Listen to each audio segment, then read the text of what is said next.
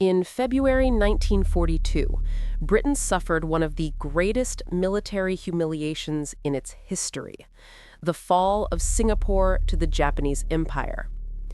Once considered an unbreakable fortress and the Gibraltar of the East, Singapore collapsed in just a few weeks. The surrender of more than 80,000 British, Indian, and Australian troops shocked the world and marked one of the darkest turning points in the Pacific War. The story begins long before the final surrender. For decades, the British Empire had regarded Singapore as the crown jewel of its Asian holdings. Massive coastal guns guarded its harbors. The naval base was huge, and military planners believed the city was impregnable. British leaflets even claimed, "No enemy can capture Singapore." But the British made one fatal mistake. They believed Japan would attack from the sea. Instead, the Japanese struck from the north, marching quickly down the Malay Peninsula. In December 1941, as the world reeled from Pearl Harbor, Japanese troops landed in northern Malaya.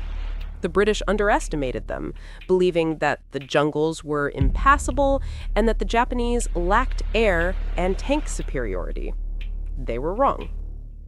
The Japanese moved with astonishing speed. Using bicycles, light tanks, and overwhelming air power, they advanced through Malaya faster than anyone thought possible. British forces, lacking preparation, experience, and coordination, were forced to retreat repeatedly. Town after town fell. Allied morale collapsed. By the end of January 1942, the Japanese had crossed the strait and reached Singapore's doorstep. Singapore's defenders, British, Australian, and Indian troops, prepared for a final stand. But the city was already weakened. The civilian population suffered from bombings. Water pipes were damaged. Supplies were dwindling. Refugees flooded the streets. The tropical heat and fear strained everyone. General Tomoyuki Yamashita, commander of the 25th Army, knew that Singapore was vulnerable. Though his own troops were exhausted and low on ammunition, he relied on speed, deception, and psychological pressure. His strategy worked. British commander General Arthur Percival struggled with impossible decisions. He had 80,000 troops, but many were inexperienced, poorly equipped, and scattered. Meanwhile, Yamashita had barely 30,000 men, but they controlled the skies, had momentum, and possessed a terrifying reputation after victories in Malaya and Hong Kong.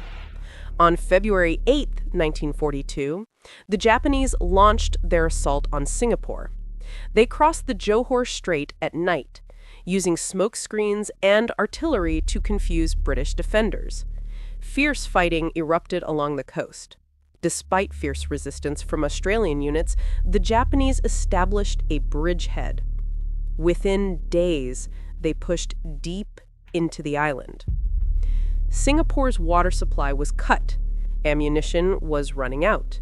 Fires burned throughout the city as bombs continued to fall. Civilians dug shelters or fled in panic. Hospitals overflowed with the wounded. Percival's staff urged him to counterattack, but he knew the truth. His troops were collapsing. They lacked food, water, and coordination. The Japanese were closing in from all sides. The city would fall, with or without a final battle. On February 15th, Yamashita sent an ultimatum demanding unconditional surrender. Even though he had fewer troops, Yamashita bluffed, acting as though he commanded a far larger force. Percival, believing his situation hopeless and fearing mass civilian casualties, agreed to meet. In the Ford Motor Factory, today a historical site, Percival and his officers faced Yamashita. One photo captured the moment. Percival slumped, exhausted, defeated.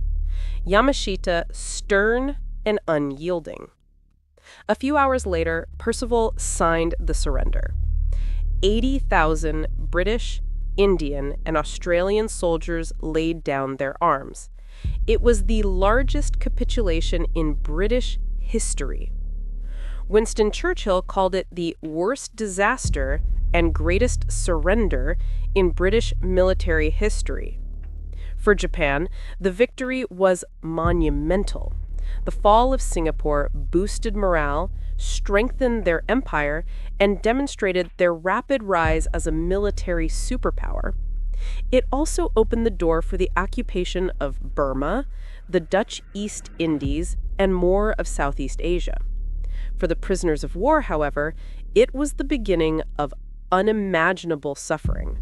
Many were forced into brutal labor camps, including the infamous Thai-Burma Railway. Thousands would never return home. For Britain, the fall of Singapore shattered the myth of invincibility. The empire had been humiliated.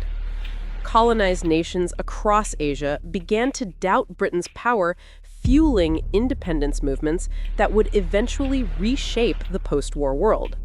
Looking back, the fall of Singapore stands as one of World War II's most dramatic and consequential events, a moment when an empire's confidence collapsed and the war in Asia took a decisive, devastating turn.